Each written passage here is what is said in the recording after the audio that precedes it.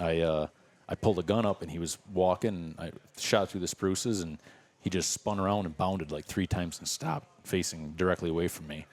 And I mean, I'm a pretty good shot. I go, oh shit. So I shot him, gave him a Texas heart shot, and he ran off like nothing happened. And I'm like, oh my, there's no way I just messed this up, So I called Woody. I go, just shot at a big buck. I go, I think I hit him, but I'm not sure, So I walked down there. Now the rain's picking up the whole time.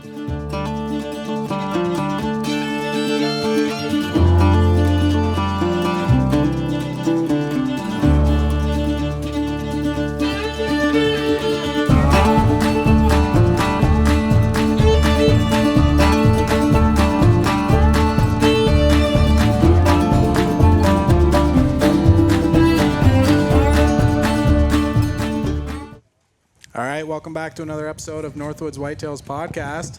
We're sitting down here at Huntstock, Westminster, Massachusetts, with Eric Boek from ADK Cowboys? Adirondack Cowboys. Adirondack ADK Cowboys. Yep. Okay. They just changed recently, right? Just changed, okay. Yeah.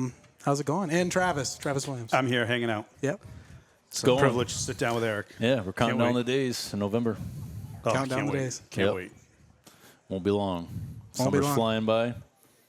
Yes, it is. Now, when you guys go into a hunting season, do you do a lot of like preseason scouting, or do you rely on like historical stuff that you just know of? No preseason scouting. Just go in the woods. Our preseason scouting is when muzzleloader season opens. Okay. So we go in the woods, and we'll put some cameras out. Most of the time, we're retrieving the cameras we put out last year, and we never checked. So go in there, get our cameras, check them out, look for new sign. Usually it's too early for any sign. And just to get your, calm yourself because you've been waiting all year for it. So, yeah, that seems like a common thing that I hear from the guys in the Adirondacks, just because like things change so much from year to year out there. It seems like you guys don't really do a lot of preseason scouting. You just kind of do your scouting when the season starts. Right. And you just find where they're at, and then you hunt them. Yep. Do you guys do a lot of like remote tent? Yes. Types? Yep. You do yeah, hot we have tents? a couple. We have one teepee that we use quite a bit, Fitz and I, and then Bob and Woody and I have another remote setup that's 7-8 miles in the woods, and wow. We use that as often as we can. So no kidding. Yeah. Now, will you guys move that from year to year, or is that kind of always in the same general spot? Same area. We'll Yeah. move it slightly. This year we have a beech nut year, so we may move a little bit. We may not. We may leave it there. That must be part of the adventure for you, just the hike in, the hike out. That Right. I mean, because you kill a buck back there, you're 7-8 miles back to get to where your tent is, and then Right. you're probably going. Yeah, 3-4 miles from there. Wow. So at least on an average day. So like if you guys kill a buck, which you guys do a lot of, you hang them back at camp, and then take them out, or will you just get them right out? Yeah, no, I guess it depends. Good snow, we'll probably, and if I shoot a buck, we'll leave it there and keep hunting, If it's bare ground, we might try to get it out of there. Yeah. Right. All depends. Okay. I've always wanted to do the hot tent stuff. Just, I feel like a lot of the areas that we hunt, it's not even really big enough to even consider doing that. Because the stuff that you guys are hunting is just so vast, so you can get so deep. Mm-hmm. I just heard on another podcast somebody was saying that Maine was the last frontier of the East, and I was like, it's the Adirondacks. Yeah. Out there, especially on the western side, that stuff is just freaking, it's endless. Big. Yep. Endless. Like 100,000 chunk is like pretty common, right? Without roads. Absolutely. Yeah. Miles. Like 20 miles through. And Yep. I feel like the amount of bucks that live and die and probably never even, I'm sure a lot of them see people because they probably migrate out, Right. don't they? So they come out you hear the thing where the buck's probably never seen a human. Well, right. Traditionally, a lot of times they come out of the woods for winter. Yeah. Maybe not when they're big enough to survive in an area Right. all winter, but when they're young, I believe they all come out. So they've seen human. They know it's bad. Yeah. Especially if you got, Hunter Bob on your track, you're going to run. Yep. So, yeah. No. Now, will you guys primarily track when you get the snow? Yes. If that's how we're hunting. That's our preferred method of hunting is tracking, but if we don't have snow, we're still hunting. You know, Gotcha. we're not going to wait for snow, and we've been pretty successful on bare ground. So you're not doing a lot of sitting? no sitting at all. No sitting? None. You could sit a long time out there, couldn't you, and not see a deer? No, I can't sit a long time at all. Yeah. I think that's I have what, trouble finishing my sandwich. I think that's a common, you just said two things. One, you don't do a lot of scouting, and I think that's a very common commonality with trackers. Myself, I don't do a lot of scouting, almost none. Most of my scouting's with my either my pump or my muzzleloader in my hand. And then that sense of adventure, and then the sense of, like, I can't sit still, I'm fidgeting right now, Right, I got to see what's over that next ridge, and I think that's a commonality all us trackers have. Mm-hmm. What's your average day in the woods, mile-wise? Like how many miles? Average, I mean, probably maybe 8-9-ish, something like that. Last year, our first week of season was super mild. There was a couple days I was 12, 14 miles. But then once you get that snow on, you're slowing down, you're not covering that ground. You may only track 6 miles or something. But, Right. I'd say 8-9-ish. So when you guys hike back there, so you hike back to your camp, are you there for a week, 2 weeks? No, I mean, we're usually, like, the teepee there, Fitz and I go to, it might be 3 or 4 days. I would say that's a normal. Then you come out for a amount of couple. time. Yeah. Shower. So, yeah. Maybe hunt somewhere else. Yeah. Yeah. So. Now, do you want to talk a little bit about, like, your utilization of water? Because I've seen on some of your YouTube videos, you guys really like to use water to get deep. Right. Yeah. A lot of boat stuff. And they call them, what do they call them? They call them something, all those drainages. Oh, you're talking about And I keep hearing, and I wanted to ask earlier. Flies. Oh, yeah. Vly. And is that Vly? VLY. Yeah. Vly. Vly. Yeah. So what is that? What is a Vly? Beaver meadow. Yeah, it's okay. So you know the swamps that we're used to? Yeah. It's like that, but it's hard ground. It's like the middle of it has a river that snakes through it, but the edges you can like walk right to the. It's like a big field with like goldenrod kind of deal. And the deer must love that. They do. From what I've. Vlies is where it's at, especially Right. the deep ones. The 'cause it's edges. edge. But yeah. does Vly itself mean something other than does it like must, I don't stand know. for something? I don't know. My buddy, Hunter Bob seems to know. He's nodding down there. my buddy Kevin from the Adirondacks, I recently became friends with him within the last few years, and he started talking about Vly this and Vly that, big buck down. But I'm like, what are you talking about? That was me. And Yeah. he's like, it's like a big field with a river that goes through it. And until I hunted that country, I'd never seen anything like it. Because where we're from, you're not walking through the swamp. Right. No, you're avoiding that You're thing. avoiding it. And the deer will go through it, but like you just can't because it's deep and. But we all do. Oh, yeah. Yeah. Because we can get through this time. I see some light up there. Looks Yeah. like it's going to get better. Next thing you know, you're like, I should have turned around 15 Well, minutes like ago. Frogger. You have like Yep. the little, Right to my Clumps of nipples. grass. Right to my nipples so many Yeah. times. It's like, how did I do this again? I'm 45 years old. I Yeah. should know better by now. But Yep. And they'll change too. I mean, it may be a 12-foot wide river, creek, brook, whatever you want to call it, crick, as we call them, running through the middle, and the beavers will get in there the next year and dam it up, and then you won't even be able to cross it. You'll have to, trek another half a Right. mile or whatnot. turns But into like a lake. it change. Yeah, they'll dam it right up. Do you guys do a lot of brookie fishing out your way? No, I don't have time. You don't have time, No. yeah. I just think it'd be so good out there because those rivers are big and they go forever. They're just untouched. Yeah, I bet you Gotta that's have big trout in them. There is big trout, I think, but our pH in our water is so screwed up. It doesn't. It's not good for habitat, for life in general, from acid rain. So, From acid rain. Is that coming out from like Buffalo? like, and I think, don't quote me, but I'm thinking Ohio, Cincinnati, Ohio. something. Yeah. So just coming That's too across. bad. right. I know you guys So- definitely get the snow more than we do in the Northeast. Yep. You guys get pounded. Yes, we do. so you use that water, those water drainages to get yourself back into. Yeah, we got canoes all over the place. We don't tell the state about that, but and I got a little 16-foot fishing boat that was my grandfather's that he fished in, and we ended up converting that more into a hunting boat, and we take that all over the place, save us time and get in places where no one else can hunt. That sounds awesome. Yeah. Is that so from what I've seen in the Adirondacks, I've tried it a few times. I haven't killed a buck over there yet, but from what I can see, the depth of what you hunt is definitely the key from what I've seen. Is that something that you would agree with? We call it the 3 mile mark. Yep. I like to be in 3 miles, but at the same time, there's a lot of bucks right by the road too that get overlooked, I think. Sure. Sure. But I just don't want to hear cars, people, so I like going in. Yep. So I think not as many guys are going to go 3 miles. Right. Right. But when I was over there, I noticed the boot track stopped at the first ridge.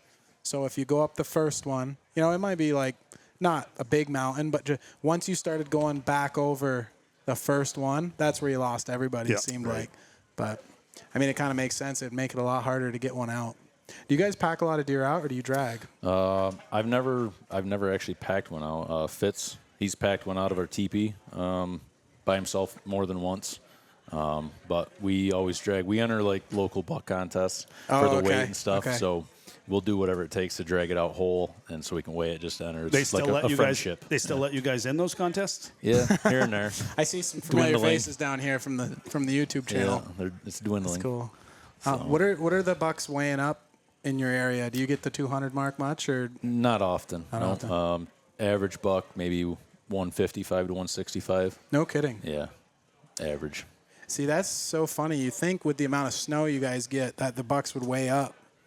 Yeah. But I think it's just we were talking about it earlier. I think it's the mountains. And you look in the mountains like where, you killed your buck and I've killed some. You get a 200-pounder in that region, you're doing something. Just north of there when you get into that, the logging habitat and that more of that, northern, it's less mountainous. I just think the bucks can't keep the weight on because they're chasing does up and over those big mountains.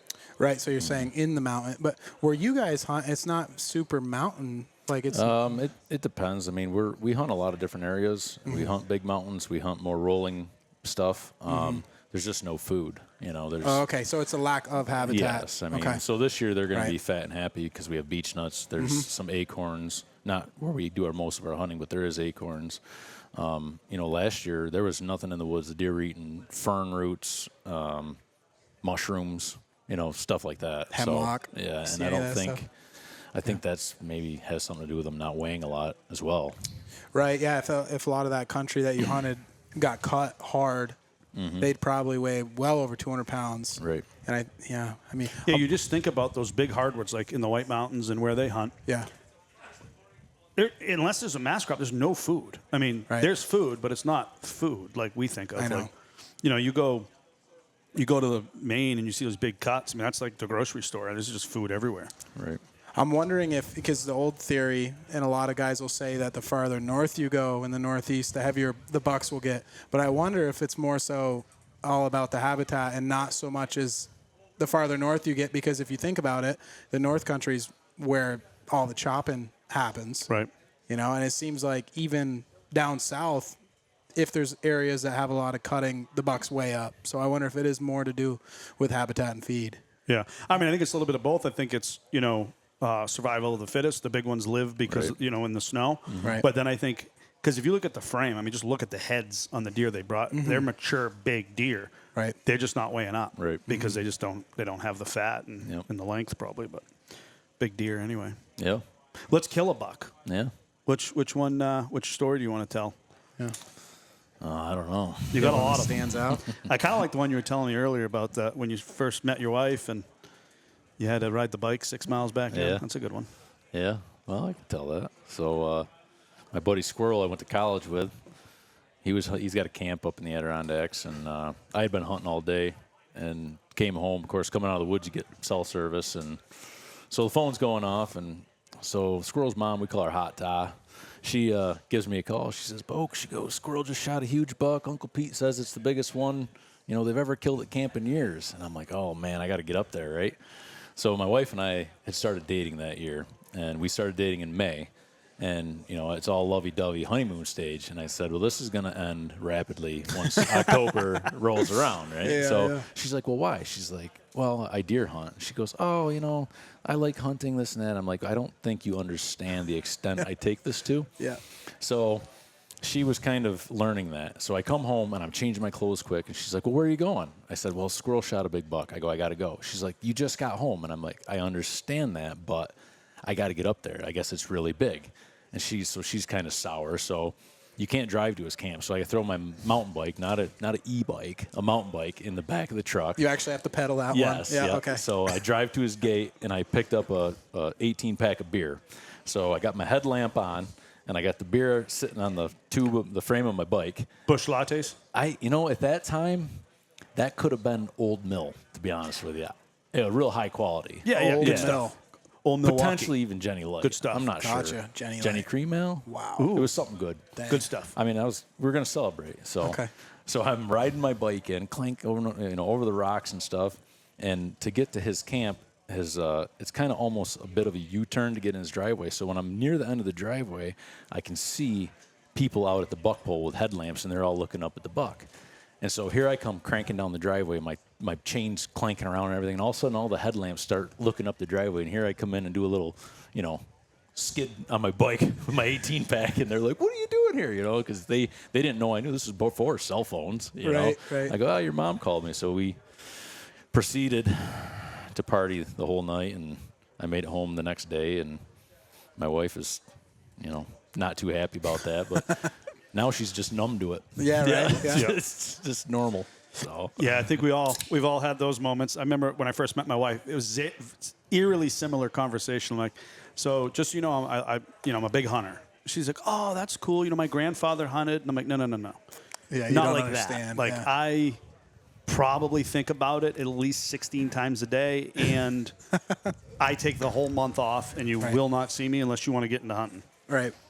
So Yeah, I it's mean, a sickness. if you're really into it, and you're a younger man and you're dating, you're gonna find out if they want to stick if around it's or wife not. material. Yeah, That's exactly. what it Yeah, is. that's it. Because I broke up with a lot of girls right around that October time. Right.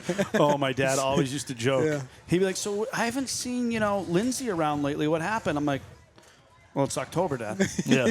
Yeah. She's going to be calling me at hunting camp. I'm Yeah. going to have to listen to you guys ragging on me. Right. I'll take her temperature in December and see if she still wants to date. But right now, we're taking a break." Yeah, that's too funny. I'm sure a lot of guys listening to this can relate. Oh, I'm sure. It's something not talked about much, but it's like, man, you have to find a pretty good woman to put up with you. We're very lucky. When you we're very lucky. like Yeah. to hunt as much as we do. Yeah. But Yeah. I think it's good to Struck be. gold. What's I that? said I struck gold with that one. Yeah, right. Yeah. I did too with my Yeah. wife. I feel like it's good though to be that passionate about something. I feel Yeah. bad for guys that don't have that thing Right. that like to push towards. Because if you don't, like, what's it even? I couldn't for? even imagine. I couldn't imagine, like, the drive, Yeah. the dedication. It's what pushes you, and Yeah. I think that's also what probably our wives see in us is that we're passionate not just Right. about hunting, because I think if you're passionate about something, you're most likely Right. passionate about life in Yes. general. So Right. Yeah, you're probably right. I'm the kind of guy when I do something I'm like all in. Right. Like Yep. all in. So You have a hard time doing things you don't like, probably. yeah, That's the way a I am. little bit. Yeah. If I don't like it, I don't want to do it Yeah. at all. Like Yeah. high school was tough. Yeah. one question I always want to ask when I'm like watching these YouTube things is like, because I know I have a particular style when I'm tracking, and I'd love to hear like, and maybe you can talk about like Hunter Bob and these other guys like Woody and these guys, like, would you say you have a style, and would you say it contrasts, or is it similar? I think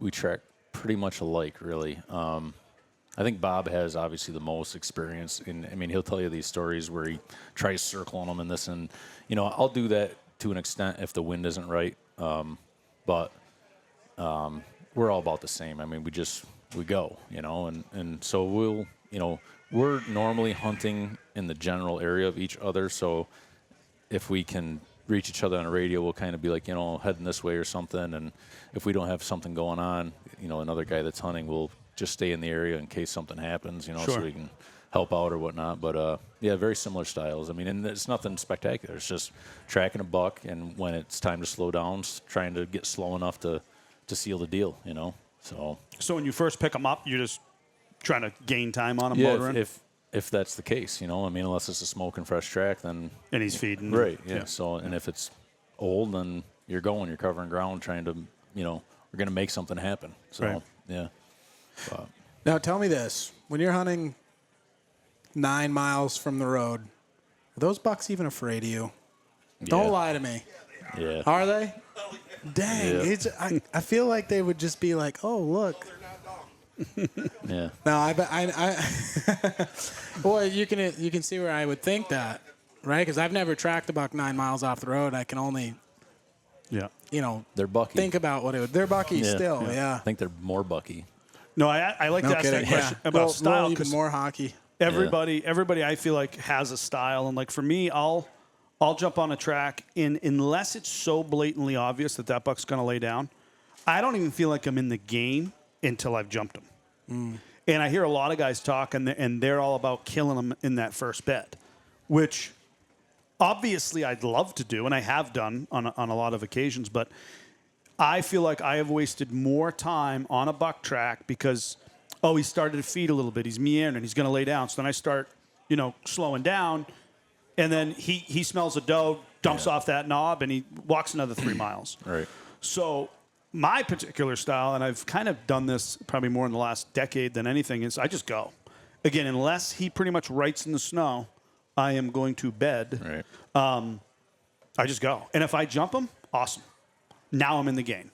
Now we're going to start, I give him the 30 minutes. I do a lot like you, Isaac. I can't sit still, so I'll go backtrack on him or go look in his bed. I can't just sit there. And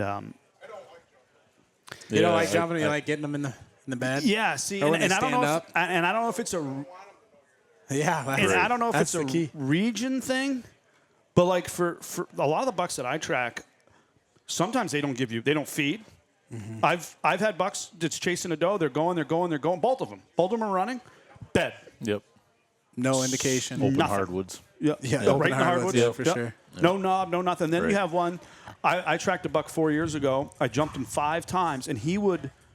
And I feel this too. I feel like the bucks, their first bed is their best bed because they have not been pressured. Right. They're looking. How many times you've been tracking one and they go up on a knob and you see them, they look around, they feed a little, and then they dump off the knob and they go up on the next knob. They're looking for a place to lay Right. down, Yep. Right. Right. But I've done that and I've gone slow, and then it's like I'm running out of daylight Right. here. Yeah, and, yeah. and he does it 6 times. So what you're saying is you like to get them up, and then Then I know I'm on them, Then you know. right? And almost all the time, they're going to go. If they smell you and see you, you're in trouble, right? But they usually only hear you, and they don't go far. They go 50, Right. 60 yards. Yep. They stand there. You don't come.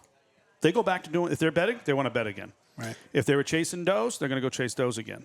And then that's when I see them feed. That's when I see them meander, and I put it into death creep mode. Right. And I usually get them on the second try, and I feel like they don't bed as good. Yeah, Their because second bed is sometimes not or as. they're vulnerable. Yeah. They don't want to waste time looking for Yeah. a bed. They're trying to figure out what's behind them. Right. I always like to hear other people's thoughts on that. I personally think the longer you can give a buck after you jump them, the better. I know you guys probably can't relate to this much, but if I'm within a mile of a road and it's early enough, I'll even buzz out of there and go check something else. I'll even do a mile loop somewhere else down the road, and then I'll come back 2 or 3 hours later. And then it just seems like maybe my favorite thing ever is to get on a buck that's gotten up in the afternoon, and they're kind of taking it easy, Right. and you shoot them, and they're not looking for you, but I guess it's all situational. But that's my favorite personally. If I can jump one, give him 3 hours or something, come back in the afternoon, take him for a while. Oh, this is where he bedded. Now he's up for the night, and he's walking away from me. If I can put on enough time on him, That makes sense. yeah. Done that a few times, but it's also situational to where you hunt, because if you're 9 miles from the road, you can't really buzz out real quick and Right. get into a new piece. But Yep. it's all situational. Yep. It's fun to talk about. But Yeah. Oh yeah. I was just gonna say that earlier, but bucks must live by that water out there. Yeah.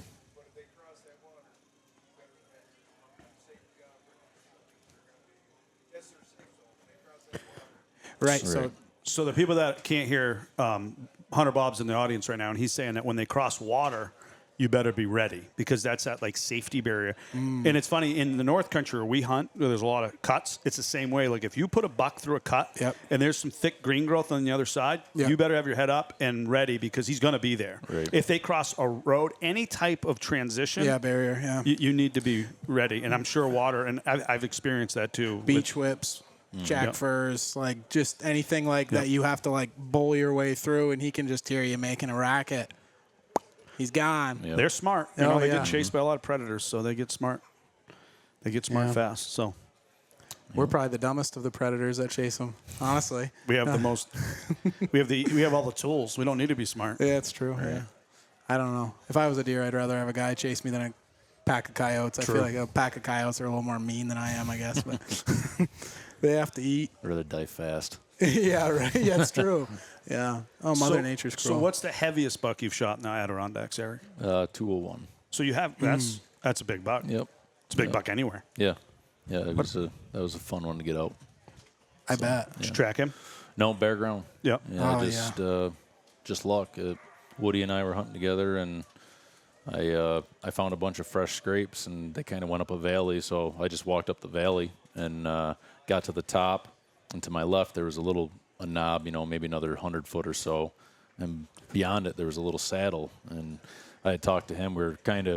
It's one of those things where in the Adirondacks, we're about half through our day, so we kind of got to start thinking about getting back towards the road and our truck or something. So I said, well, I'll go up to the top of that knob and just hang out, because we were going to turn back and go the other way. And I went up there and I just stood there for 2 or 3 minutes, and I was just getting ready to take off walking again. It was raining out, and I had my gun, I think, sitting like on my boot, and I picked my gun up and I just started to maybe I took a step, I'm not even sure, and I saw something move. And like 30 yards away, here's this buck, and I'm like, he just materialized. I don't know if he could have been standing there the whole time I was standing there, or if he just walked up through the spruces and I didn't see him, but just happened to catch him. So I pulled a gun up, and he was walking. I shot through the spruces, and he just spun around and bounded like 3 times and stopped, facing directly away from me. And I mean, I'm a pretty good shot. I go, oh shit. So I shot him, gave him a Texas heart shot, and he ran off like nothing happened. And I'm like, oh my, there's no way I just messed this up, So I called Woody. I go, just shot at a big buck. I go, I think I hit him, but I'm not sure, So I walk down there. Now the rain's picking up the whole time, and I find some blood and stuff, and he's running, but there's nothing in his cadence that's showing me that he's swinging a leg or something's broken, and the blood was splashing out a little bit. But so I waited for Woody, and Woody comes up, and we're standing by this kind of big rock, if I remember right. And I've been through this before, where you shoot a buck like that, and if you don't break that femur, it's like off to the races. And I mean, you don't know where you're going to end up. So I'm thinking Woody may have to go out to the other way and pick me up at another road 4 miles away, because I'm going to take him until dark, and that's going to be my easiest avenue out. So, okay, we figured out a plan. Let's track him a little bit. So we started tracking him, and all of a sudden he jumped right up. Woody's like, there he is, and he was bedded probably 30, 40 yards from us that whole time. And I broke his femur, and he hopped up and hit him again. And so he was 201. We thought we were doing good, because we were thinking 2.5 miles out. It was kind of a little bit downhill. Well, the rain turned to slush, and we were soaking wet. I mean, running right down into your boots. I broke my gun and just dragging, and I got to a high spot, and I was able to text Chris, and I told him we got one down. He goes, oh, you need help? I said, no, we're all set. We'll have him out in a couple hours. That would have been more than it would have taken them longer to get to us to help us. Well, about hour 3, I'm like, man, and I've told Woody, I'm like, I've about had enough.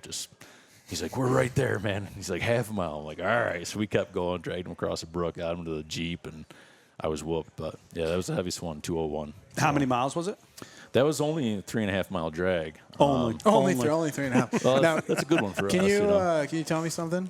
How good did the beer taste when you got back to that race? That's the best. They taste pretty good after you drag like that. I think I only had 1.5. Yeah. Oh, yeah? So, Come on. yeah. Come on. I had one like cases. that. It wasn't that far. It was only like 2.5 miles, but I shot it at like 2:30. It was the year Adeline was born, so it was 2019. It was the last day of May, and it was an 8-pointer. Only weighed like 181, but Only. it was a fun hunt. I mean, finally got snow, finally got the conditions, found this buck track. There was a bigger buck that I'd been tracking, but I kind of split off of him and found this other one, and I'm like, this one's smoking fresh. So I'm not going to bore you with the whole story, but anyway, I ended up shooting him. And it was 2.5 mile drag, slightly uphill, and I had a buddy with me, and I'm like, let's take some pictures, let's take a video, and he's like, Travis, we're 2.5 miles from the truck, and it's all uphill. I'm useless. My knees hurt. I'm 55 years old. Whatever he was, Greg. He's a riot. But I don't know about you guys, but those memories are the ones that I remember the most. Yep. The pain. It's almost like the suffrage. Right. Ranella talks about it a lot. You know, the pain and the suffrage is what you remember. Right. If it's a quarter-mile drag, you don't really remember. think about it. It's not as meaningful. Yep. Yeah, they're for me, it's the best memories is the drag. Right. Like I had one a few years ago, 7.5 hours. Oh, yeah. A bunch of my buddies came to help, my father-in-law being one of them. And it was just, one of those things I'll never forget rest of my life. It's like you think you can do so much, and then you get to a point, and then you go even more, and it's like, man, I can do more than I think I can. Bush latte. Yeah. It's good for perspective, Some too. deliciousness. Yeah, no, it's. I think Donito says it in some of his stuff. Like, what would you rather be doing right now? At that time, yeah. At that moment in time, you're doing the thing that you wanted to do. So I think it limits a lot of people. It limits them where they hunt. They're worried about the drag before they pull the trigger. Right. Because I've had the thought before going down into some big gnarly canyon off the back of some big mountain. I just went over and I'm like, boy, well, I'll tell you, I'm gonna be screwed. But Yep. it's like you just go, and if you kill one, you kill one. You figure it out. Just talking to these guys today, I'm like, I got some spots I might venture back into that I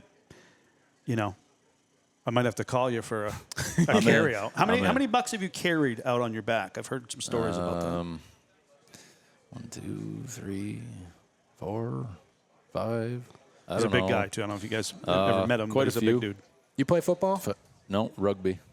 Oh, Yeah. okay. The real football. Yeah. Real football. Yeah. No kidding. Yeah, it's the real man sport. Yeah, right. Yeah, it's good to be bigger than the deer when you're carrying them out. Yeah. That's sometimes I have that issue where it's like kind of like the deer. Yeah, the 199 pounder I shot with a muzzleloader, I carried him for a while, and that was tough. We had a deer cart coming in, and I was thankful to have the deer cart.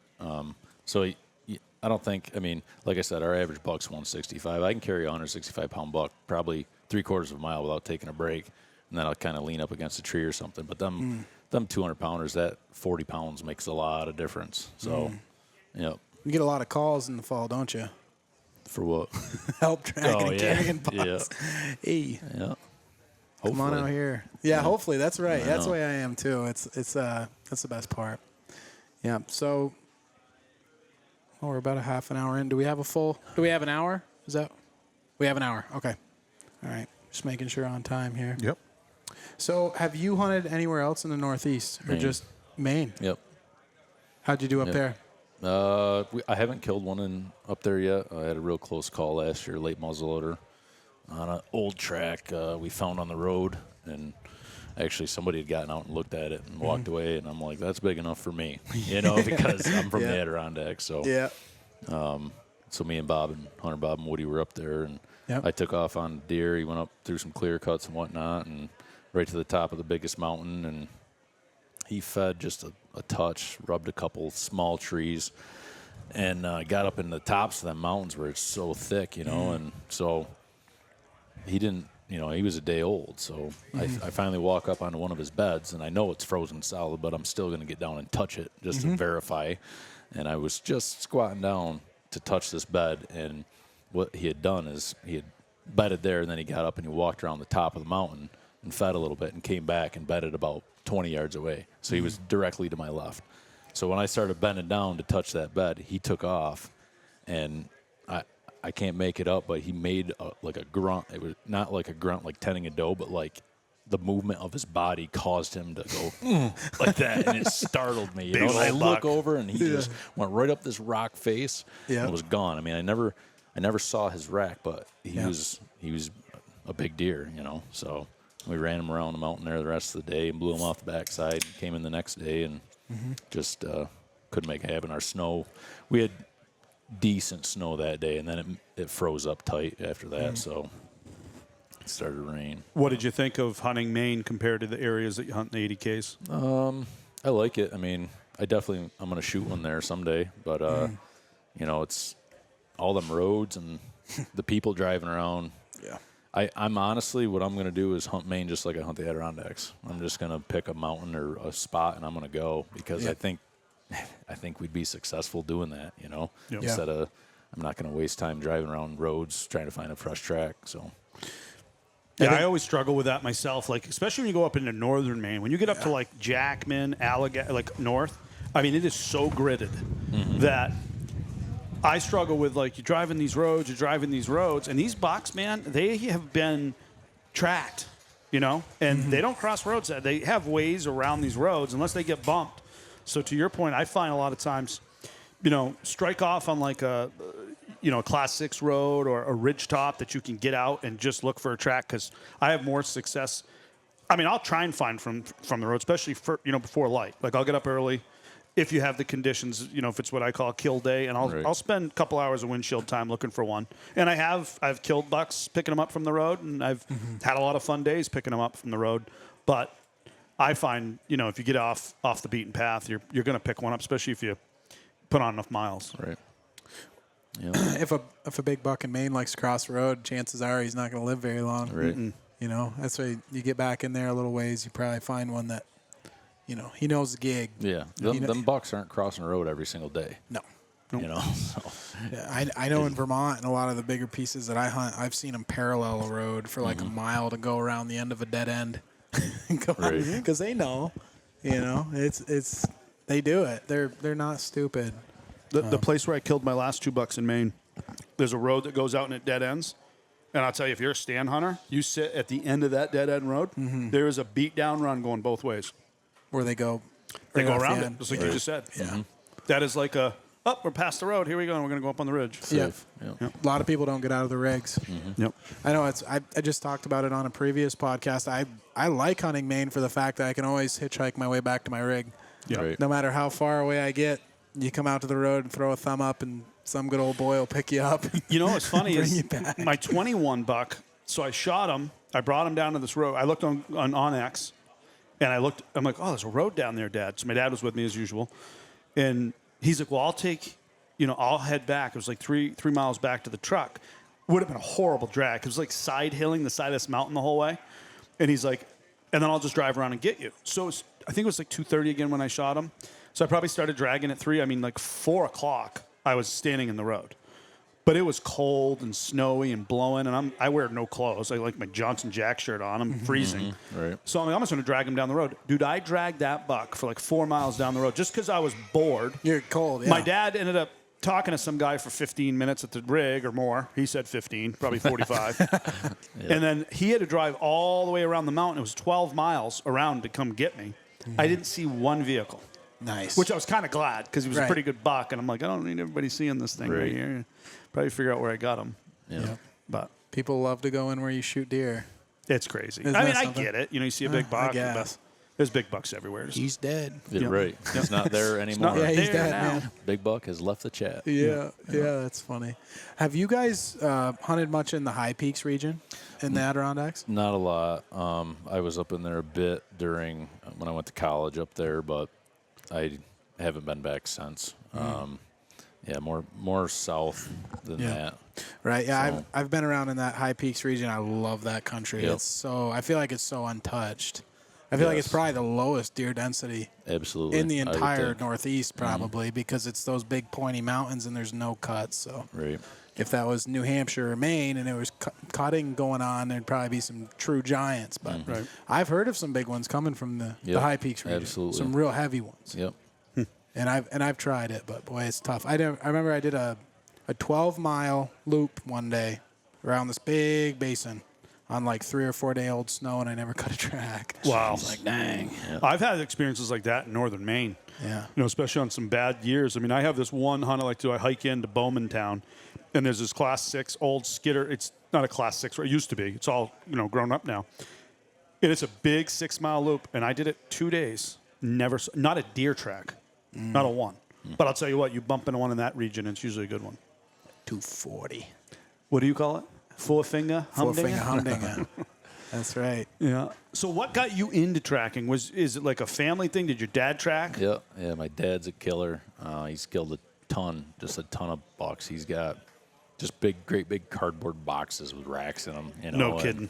So he grew up. He had 2 brothers, and fishing, trapping, hunting, and where I grew up, it wasn't in the Adirondacks. It was more outside farm ground. But we had a massive tract of land that my grandfather owned a farm that bordered to a patch of county land that bordered to I called him my uncle, but he wasn't my uncle. He owned the next farm. Then the next farm was my dad's buddy. They hunted out west all the time. So I had thousands of acres, that we could hunt, and you could track bucks there. And that's where I started learning. And then my dad bought his camp in the Adirondacks, and it was either 90 or 91, and we started hunting up there a lot. And so Woody's uncle, Gary, him and my dad were buddies, and their camps were only 6-8 miles apart, and these guys were killing just huge bucks, and I'm like, man, I want to shoot something like that, Yeah. And we hunted in the farm ground. I mean, we were shooting the biggest bucks around, but they weren't Adirondack big bucks, Right. So that's kind of what I wanted to shoot, those big bucks. Now, so, where you're hunting's all public land, right? It's not 100%. Because I know some of the guys that you hear about, they're hunting on these big leases out there. Yeah, there's some. I don't think a lot of people know that, but Right. Yeah, they're not going to disclose it. It's all 100% public land. Yeah, so, that's cool. Yep. so you don't have an issue with big tracts of land that you can just go hunt on. There's lots of big public access. Yes. Yeah. I mean, the access is your feet, but It's endless. But if you want to go, yes. Endless. Yeah. I know. I swear, it'll be late at night. I'll be laying in bed, and I'll start looking at the map in the Adirondacks, and I'll just get lost, just kind of going through it. It's literally endless. You can never. I feel like you couldn't even look at it all in your lifetime on a map. Right. It's so much of it. It's so funny you say that because at work I have a big monitor. It's like a 50-inch monitor. I'm a salesman. I sell boats. So somebody comes in to order a boat. Nowadays, a lot of it's done online. So I'll build the boat with them on the screen. We'll always minimized in the corner is Google Earth. Yeah. And I'll literally be like, the guy that works with me is one of my salesmen, a hunter. He hunts with me. And I'll always be like, hey, Craig, you got a minute? I want to show you something. This is important. Shut the door. We got to do 30 minutes of Google Earth. I need this. And it's so relaxing. I zoom in. I'm like, I think I was there once. Ooh, look at that finger of fur right there. That's just, boy, that could be money. That's 3 miles back. Let's go check that out next year. I always do the street view where you can go down and look up to the left and right the of the 3D mountains and stuff. And then all the mountain peaks have where you can click on it, and it's like a picture where you can pan around and It's look. addicting. Like an hour will go by, and I'll be like, oh, maybe we ought to get back to work. Yeah, right. Yeah. I'm just kidding, boss man, if you're listening. That's not true. Yeah.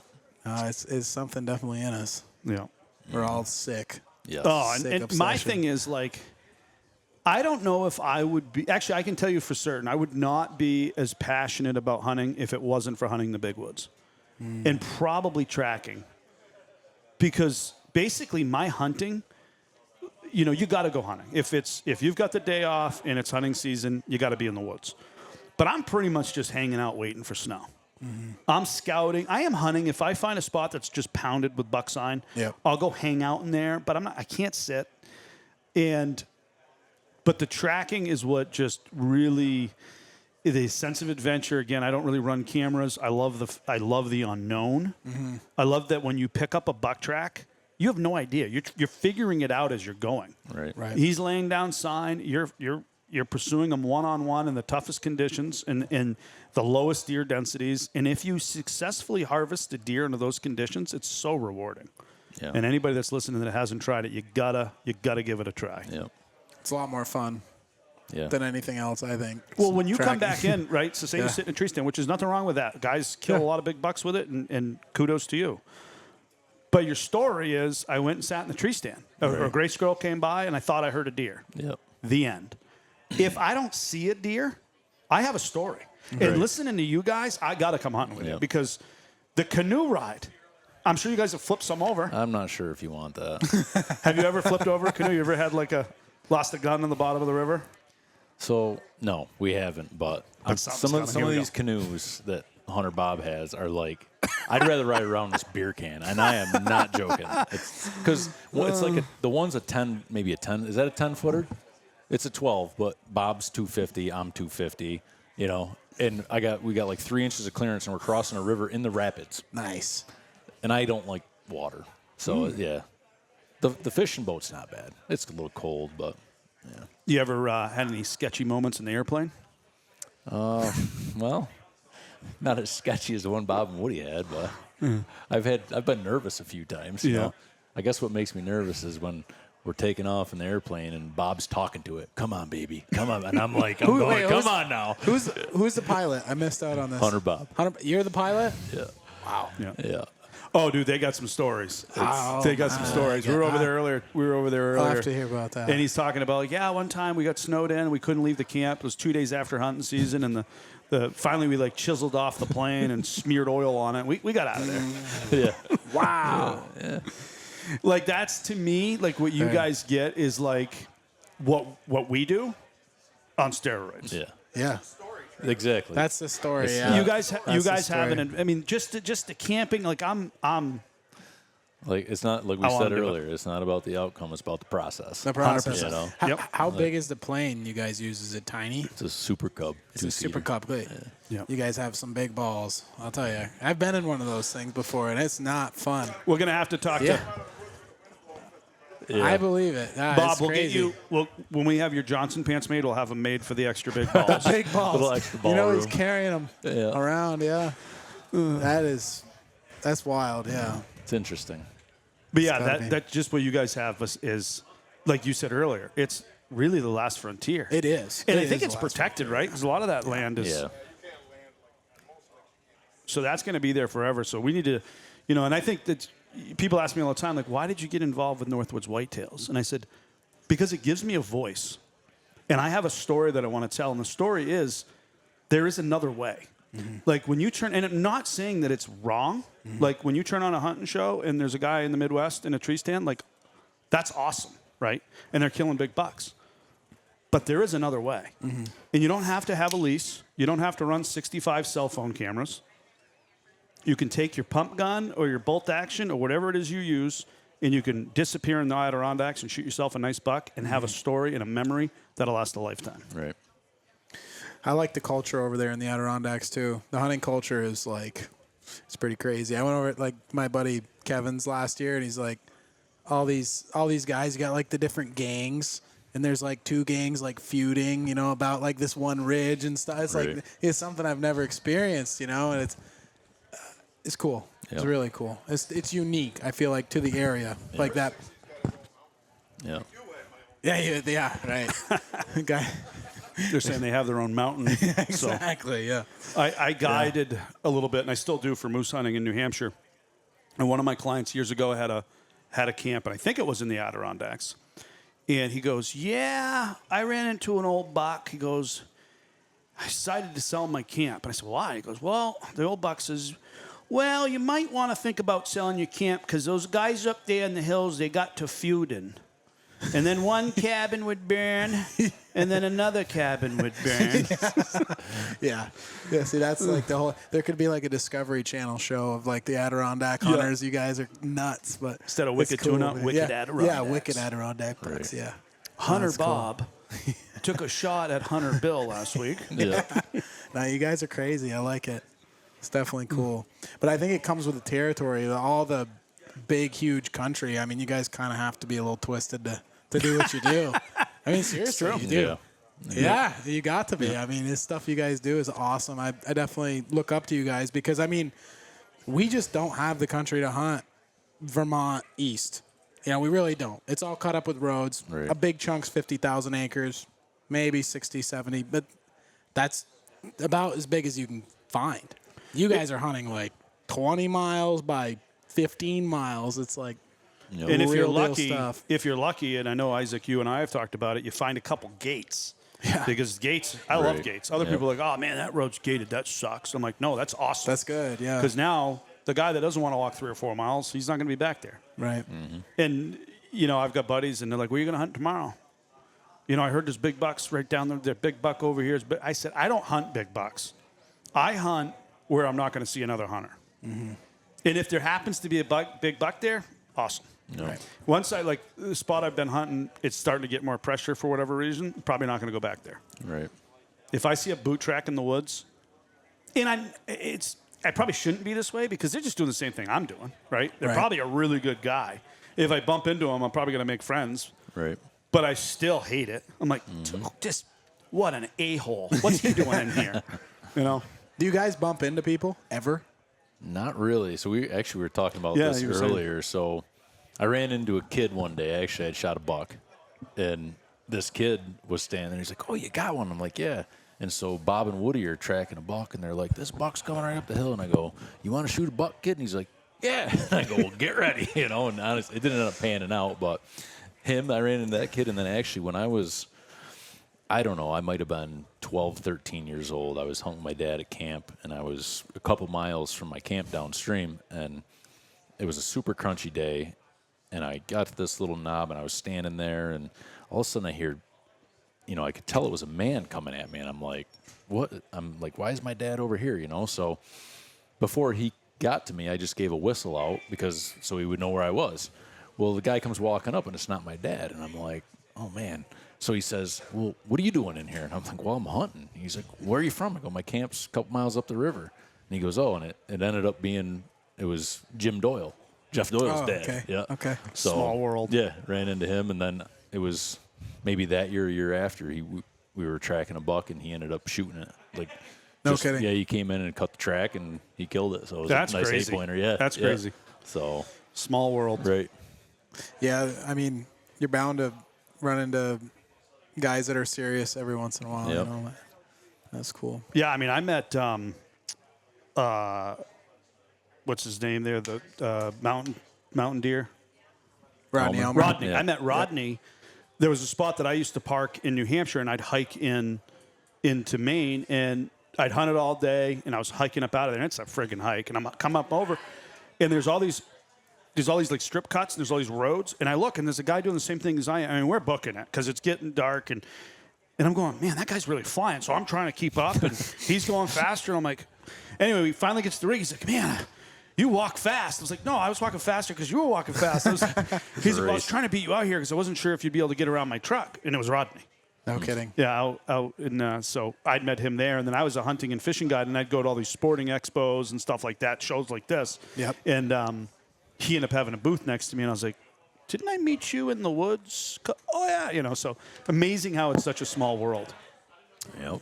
That is something. Yeah, I've met a few guys in the woods before, but nobody I ever knew. I think that's how Joey and Corey Ryder met, actually. Similar situation. Really? Yep. Shed hunting? Shed hunting or hunting, just bumped into each other in the woods. My buddy Connor Schlong, he's a part of Northwoods. He was scouting a piece of country that I hunt a lot, and he took a bunch of pictures and posted it on Facebook. I messaged him. I was like, I think I know where you're at. Stay out of there. There's no deer in there, man. Then they got wasting to your feuding. time. Yeah. Now they don't talk anymore. Now we became good friends because of it. But it's just kind of funny how that all works. Yep. Yeah. So you hunted Maine. Yes. And you've hunted the Adirondacks. Yep. But that's it? Yeah, for Northeast. For the Northeast. Do you think there'll ever be a year where you just dedicate the entire season to Maine? Yeah, we've already been talking about this year potentially going up. Yep. If we don't have snow and they don't have snow, maybe going up there on bare ground, trying to make something happen. But I don't know. We'll see. Yeah. We kind of fly by the seat of our pants. Really, nothing's really ever planned. So wherever you're feeling at the time. Yep. No, I think it'd be cool if you guys kind of took a whole year and just went north, because I think you guys would do pretty good. Yeah. If you put as much energy into Maine as you do the Adirondacks, I think you guys would. I'm do trying really to talk well. them into having us out there for a little bit of time. Northwoods Whitetails meets the ADK Cowboys for 3 or 4 days. Then we'll take them hunting over here. And Can you guys hunt well hungover? Oh yeah. Okay. Yeah, I'm pretty good at it. Yeah, I think this will work out well then. Yeah. Yeah. I mean, my thing I used to say is you got to have a few beers at night to give the deer a chance, right? You got to slow yourself You got down. to slow in the yourself a morning. little. Yeah. I mean, I don't know, though, man. I'm getting old. Those mornings when you can... Yeah, those mornings when you're in the woods and you're like... I can still taste the beer. This is going to be a long morning. But We had a day Drink a few last year brooks. that I had to tell Woody to stop breathing on me because I was going to puke. those are good bad. times, It was though. bad. Those are good times. It's all part of it, though. Oh, The getting flagged for the excessive celebrations never an issue. No. Yeah. Yeah. No, and I love, you guys do a great job with your channel, and You do. I'm glad to finally met Eric in person, but like we talk online and stuff, and Yeah. I said, man, your channel's great, and he goes, really? He goes, I just started it because people didn't believe that we dragged bucks 3, 4, or 5 miles, so I figured I'd start a YouTube channel. And even today, I'm like, how many subscribers do you have? I don't know. I'm like, who runs your channel? He's like, me. So you guys are doing it for the right reasons. Keep it up. I love it. And if you guys, anybody that's listening hasn't checked out their stuff, it's ADK Cowboys on YouTube. Right. Got to get you guys set up with some GoPros. Oh, I hate them things. Telling you. It is fun. It's not as bad as you think, and they're so good now. You can like crop way and zoom way in and see stuff just because they're shooting such. The cool part is like we just edited. Turn them on when something's happening. Brooke edited my main quick. video, which I didn't get a lot of content another because I screwed safety. it all up.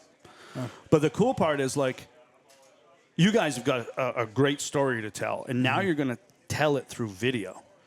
And what Isaac's telling you right now is with that over-the-shoulder deal, like you just hit it and kind of forget it, right? And there's a mode you can set it up in, so it's always recording.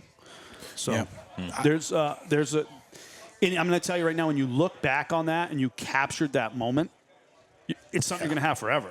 Forget everybody else, Obviously, it's great to share with your fans, but for yourself, it's great.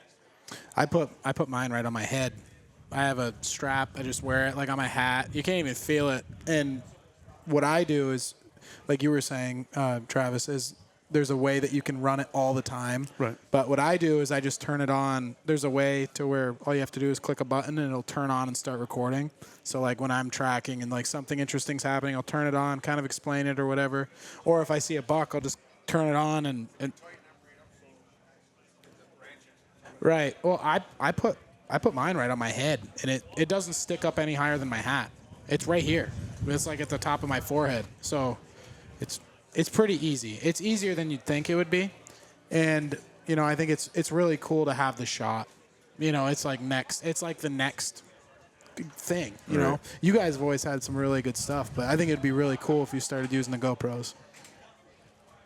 Probably ain't going to happen, but maybe. No? I don't know. Dang. I don't know. We'll see. There you go. Cell phone holder on your shoulder. That's cool, too. Yeah. Well. Yeah, I know it's fun. It's been fun doing this, doing the recording stuff. I'm not very good at it. Last year's, my battery was dying. So, I'm like, boop, oh, this is going to be great, man. I'm tracking this buck, and I'm looking up. It's recording.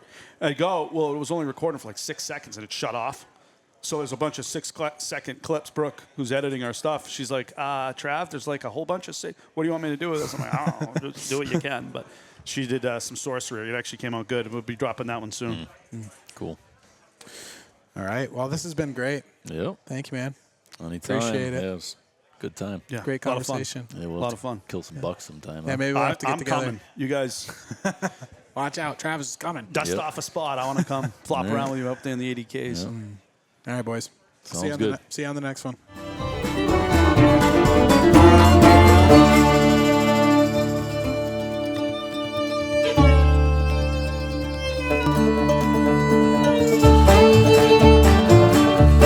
Thank you.